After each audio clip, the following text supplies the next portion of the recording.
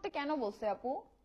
হ্যাঁ, সন্তানের জন্য, আমার সন্তানের জন্য আমি ওখানে সন্তান হওয়ার পরও 3.5 বছর কষ্ট করছি, 3.5 বছর। আর তোমাদের আখি আপু এখানে কি কষ্ট করে গেছে? এই যে কথাটা তুললা, এখন কথা বলবো, যা ইচ্ছা তাই ভাইরাল করো। কি কষ্ট করছে? কি এমন ওর কষ্ট ছিল যার জন্য চলে গেছে, বাচ্চা নিয়ে ডিভোর্সি হয়েছে? কি এমন? এর চাইতে কষ্ট করে মানুষ সংসার করে, এর চাইতে কষ্ট করে মানুষ সন্তানের জন্য সংসার করে, অনেক কষ্ট করে করে। 8 বছরে যে কষ্ট আমি করে আসছি না, এই ধৈর্য জীবনও তোমাদের আখিয়াপুর হইতো না। তাহলে এক জায়গায় 7 মাস থাকতো না, এক জায়গায় 1.5 বছর থাকতো না।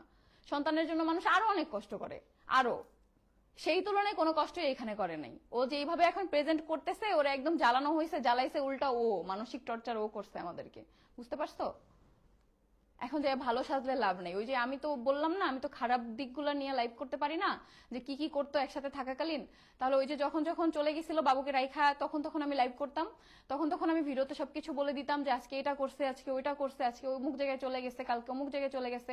তাহলে বুঝতে পারতা তোমরা, আমি তো সবকিছু লুকায় সবাইকে ভালো সাজায় রাখছি, তাই সবাই সুন্দর মতো যায় নেয়া আমাকে উল্টা খারাপ বানাই দিছে।